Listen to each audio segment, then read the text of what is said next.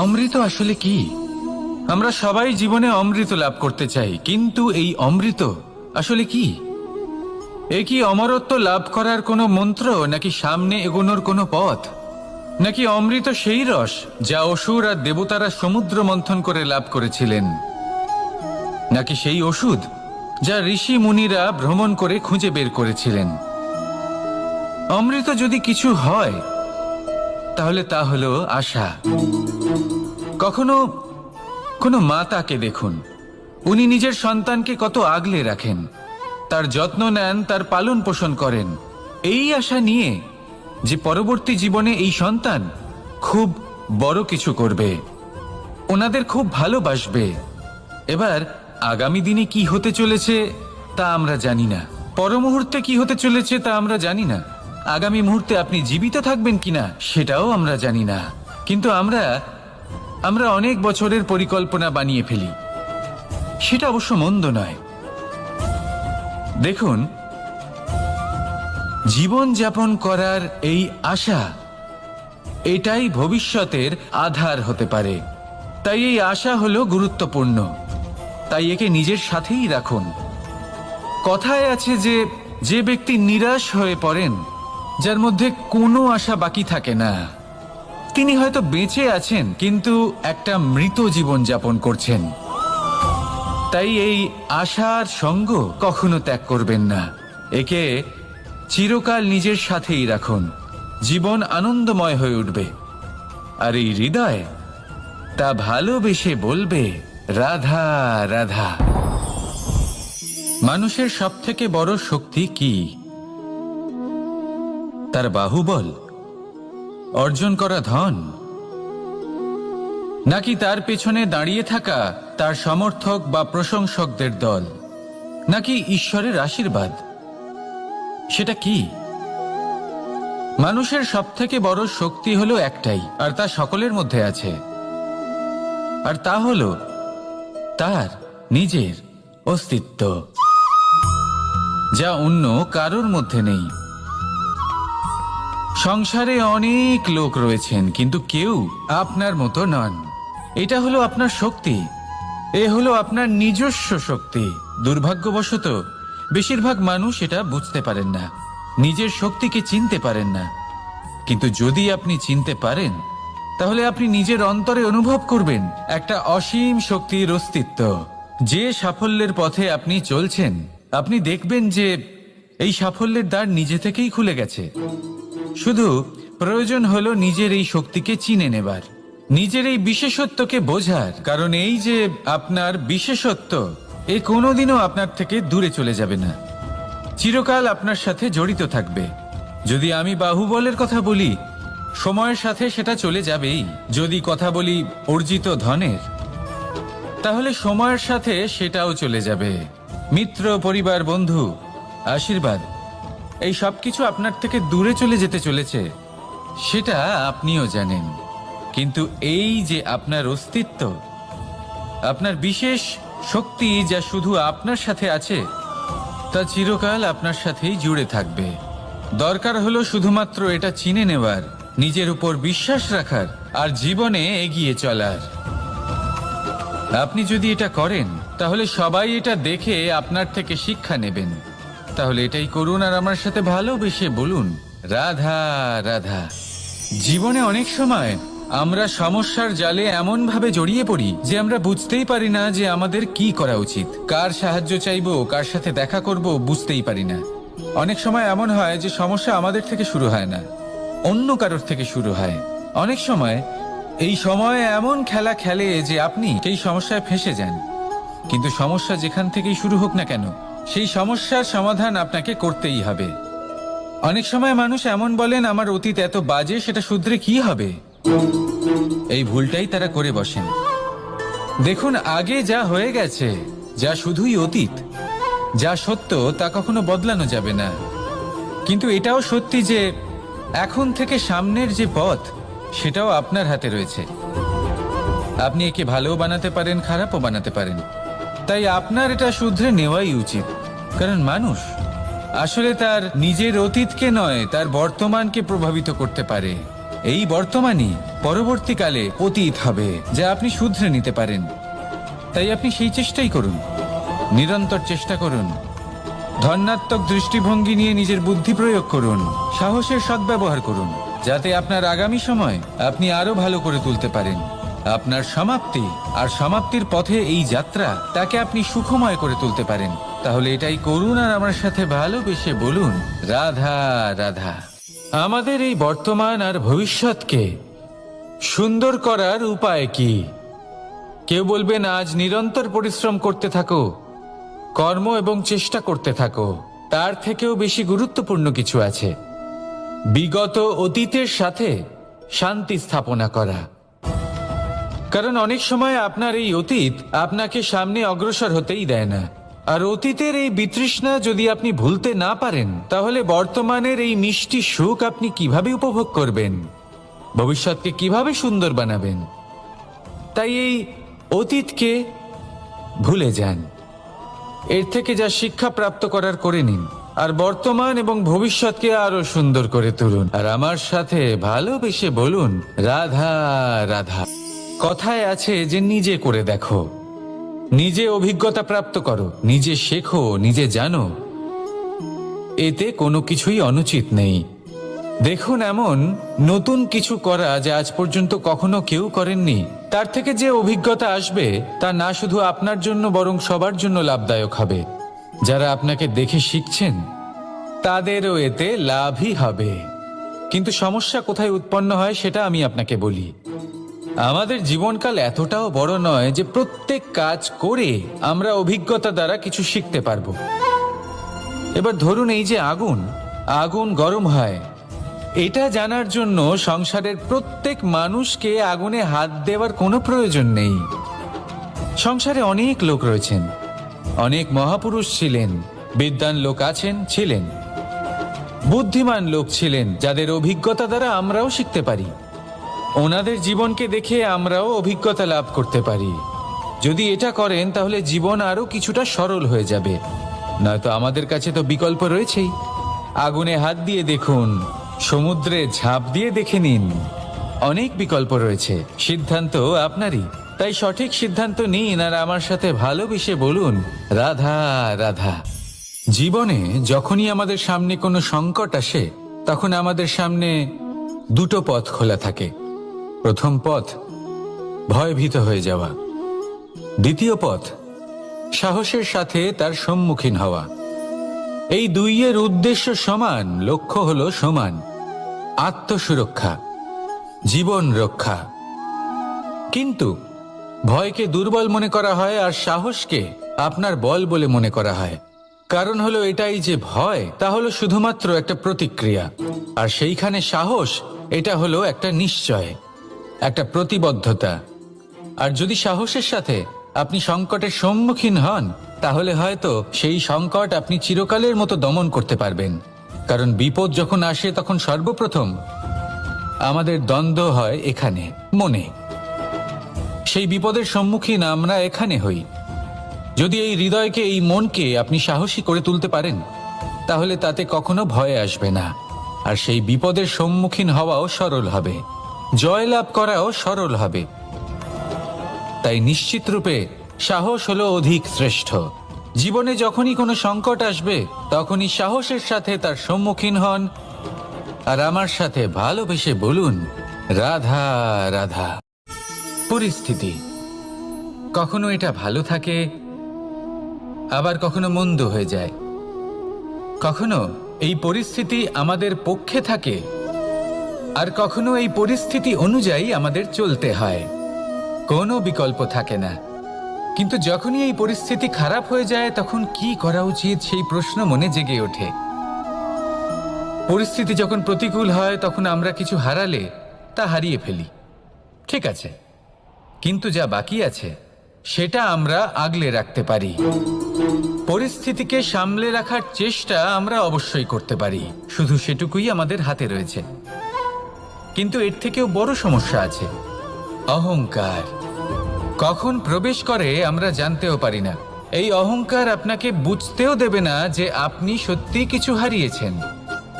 আপনার কিছুই যাবে আসবে না।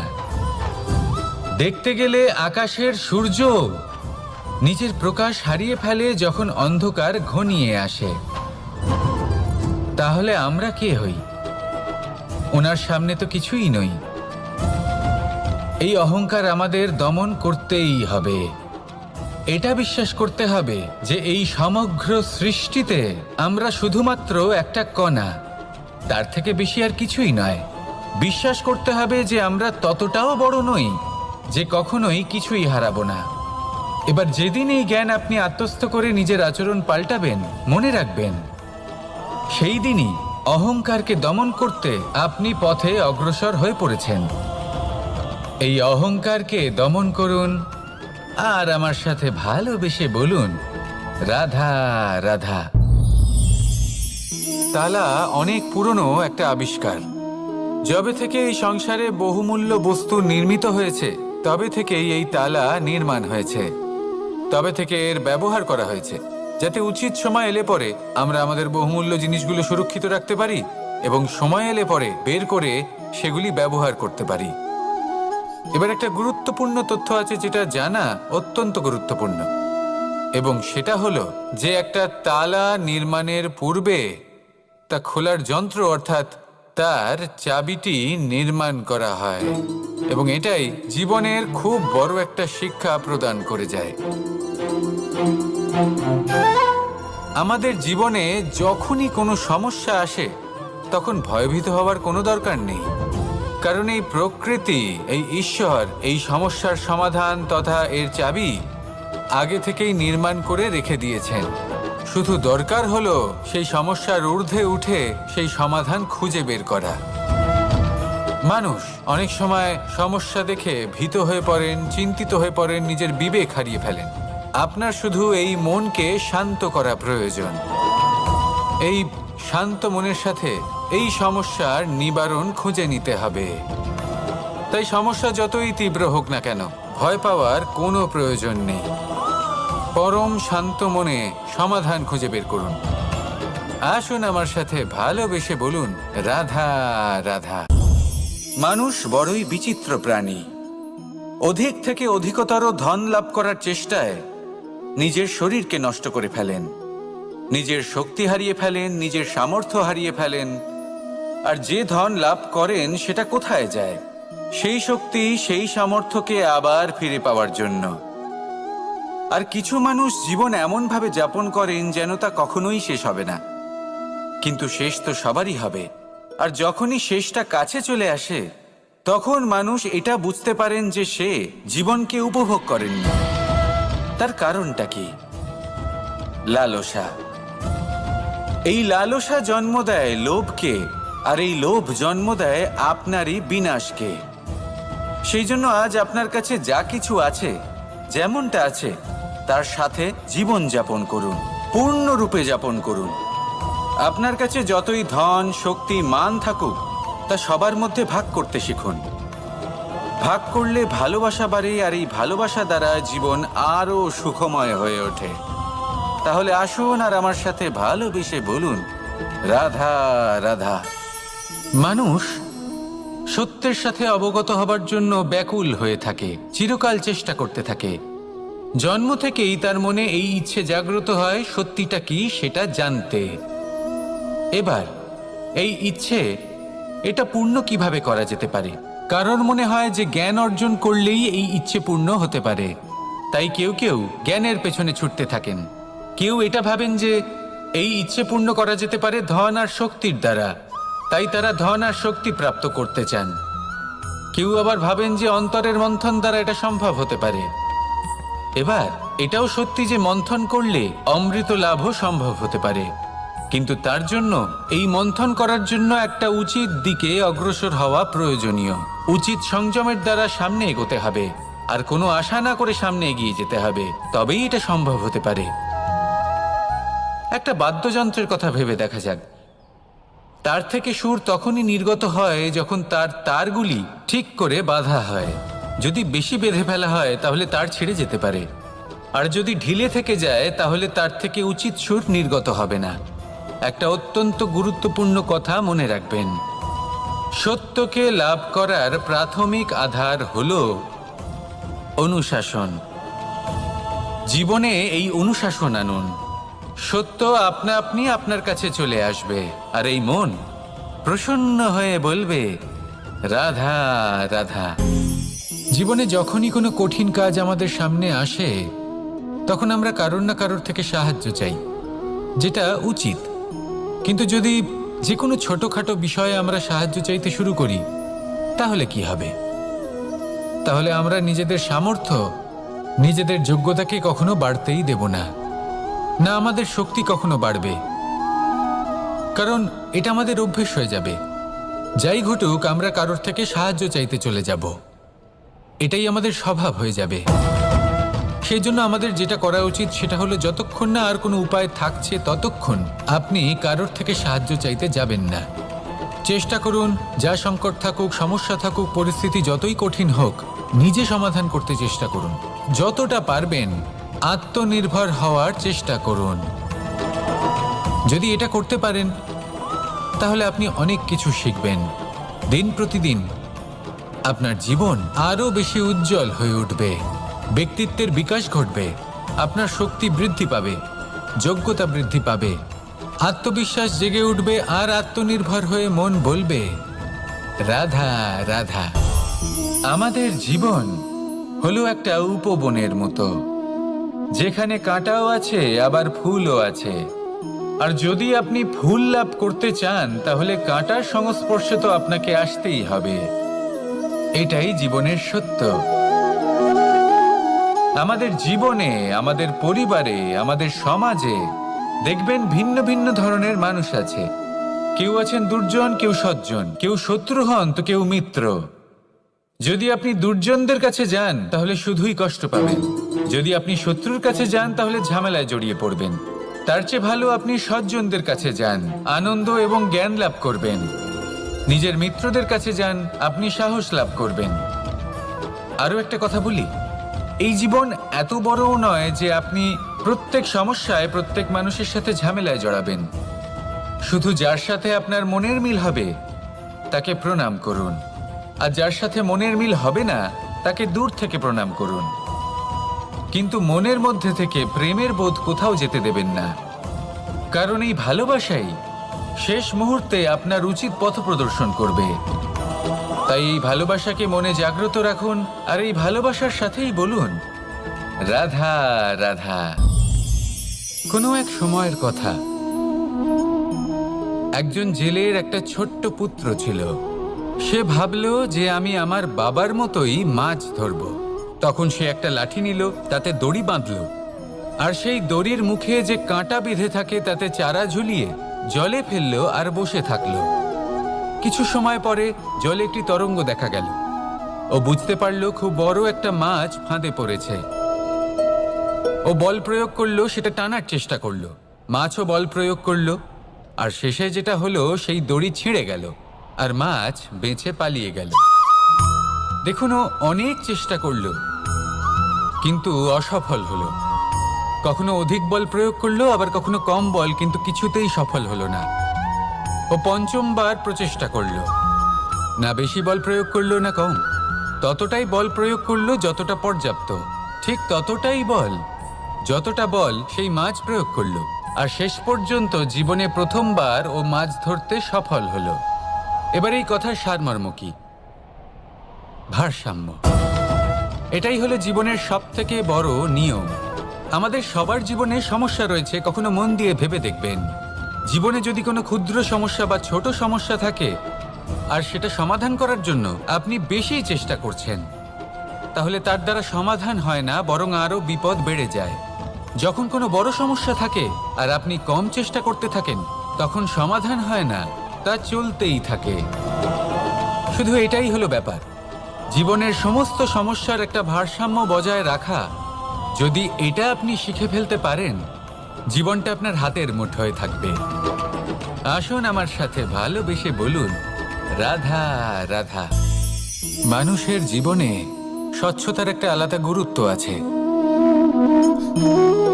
যদি আপনি নিজেকে স্বচ্ছ রাখেন, তাহলে আপনার নিজেরও ভালো লাগবে, সামনের ব্যক্তিরও ভালো লাগবে, একটা অন্যরকম প্রভাব পড়বে। কিন্তু একজন শ্রেষ্ঠ ব্যক্তি কিভাবে হয়ে ওঠা সম্ভব? যার মধ্যে গুণ আছে, শিক্ষা আছে, শুভ চেতনা আছে, যিনি সৎকর্ম করেন। কিভাবে হব সেই ব্যক্তি যার মধ্যে জ্ঞান আছে? শুধুমাত্র স্বচ্ছ থাকলে তো তা হওয়া সম্ভব নয়। প্রথমে আপনাকে বুঝতে হবে যে মানুষের মধ্যে 4টি মূল তত্ত্ব আছে। প্রথম হলো তার শরীর, যার দ্বারা উনি যে কোনো কর্ম করে থাকেন। দ্বিতীয় তত্ত্ব হলো তার মন, যার দ্বারা কোনো কর্ম করার জন্য সে নিজেকে প্রেরণা দিতে থাকে। তৃতীয় তত্ত্ব হলো বুদ্ধি, যে কর্ম আমরা করতে চাই, যে লক্ষ্যে আমরা পৌঁছতে চাই, সেটা আমরা কিভাবে কোন পথে করব সেটা স্থির করা যায় বুদ্ধি দিয়ে। আর চতুর্থ তত্ত্ব হলো আত্মা। আত্মা হলো এমন এক তত্ত্ব যার কোনো সমাপ্তি নেই। আত্মা হলো অজয়। কিন্তু এরও শুদ্ধিকরণের প্রয়োজন হয়। এই 4টি তত্ত্বের শুদ্ধিকরণ করতে থাকুন, এতে নির্মল রাখুন, শুদ্ধ রাখুন। এবং এটা কিভাবে হবে?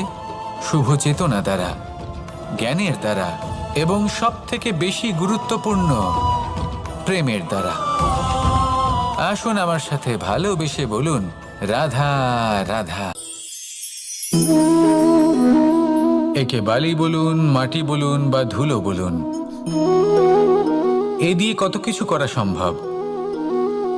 এ দিয়ে আপনি নিজের বাসস্থান নির্মাণ করতে পারেন, প্রাচীর গড়ে তুলতে পারেন, অট্টালিকা নির্মাণ করতে পারেন। কিন্তু যদি এই বালিকে আপনি মুষ্টিবদ্ধ করে রাখতে চান, তাহলে তা হাত থেকে ফসকে যাবে। আপনি কখনোই একে মুষ্টিবদ্ধ করতে পারবেন না। এরকমই হয় আমাদের জীবন, আর এরকমই হয় সময়। এই মুষ্টিবদ্ধ করা বালির মতো। সময়কে আমরা বাধা দিতে পারবো না, আটকেও রাখতে পারবো না। এ হলো প্রবাহমান। জন্ম থেকে মৃত্যু পর্যন্ত এই যে সময়, তা খুবই সীমিত। আর এই সময় আমরা যেটাই করি তার দ্বারাই আমাদের মূল্য নির্ধারিত হয়। আর এই সংসার থেকে চলে যাওয়ার পরেও এই সংসার এই সব কর্মের জন্যই আমাদের মনে রাখে। তাই যদি আপনি এটা ভাবেন যে আজ যে কর্ম করার ছিল আমি না হয় কাল করে নেব, কাল আমার লক্ষ্যে পৌঁছানোর কথা ছিল আমি পরশু পৌঁছবো, না, এই সময় খুব মূল্যবান, একে নষ্ট করবেন না। এই সময়কে সদ্ব্যবহার করুন, মহান হবার পথে অগ্রসর হন। একে যদি মুষ্টিবদ্ধ করে রাখার চেষ্টা করেন, এই সময় থেমে থাকবে না। আসুন আমার সাথে ভালোবেসে বলুন, রাধা রাধা। আমরা চাই বা না চাই, আমরা সবসময় নয় কোনো না কোনো লক্ষ্যের দিকে এগিয়ে চলেছি বা কোনো না কোনো যুদ্ধ করেই চলেছি। যেমন যে যুদ্ধ মনের মধ্যে চলছে সেগুলো হলো অন্তর্মনের যুদ্ধ, যেমন পরিবার প্রতিপালনের যুদ্ধ, কর্তব্য পালনের যুদ্ধ, কোনো প্রিয়জনকে না হারানোর যুদ্ধ। এসব যুদ্ধ মনের মধ্যে চলে এবং সেদিক থেকে দেখতে গেলে আমরা হলাম এই সংসারের সব থেকে বড় যোদ্ধা, তাই না? কিন্তু এই সব যুদ্ধে যদি আপনি জয়ী হতে চান তাহলে 3টি বিষয় আপনাকে মাথায় রাখতে হবে। প্রথম হলো সেই ব্যক্তি যিনি এই যুদ্ধে পরাজিত হয়েছেন তাকে নিজের থেকে দূরে করে দেবেন না, বরং আপনি তার কাছে যান, তার সাথে কথা বলুন, কথাবার্তা চালান, আলোচনা করুন, তার থেকে পরামর্শ নিন এবং তার অভিজ্ঞতা থেকে শিখুন।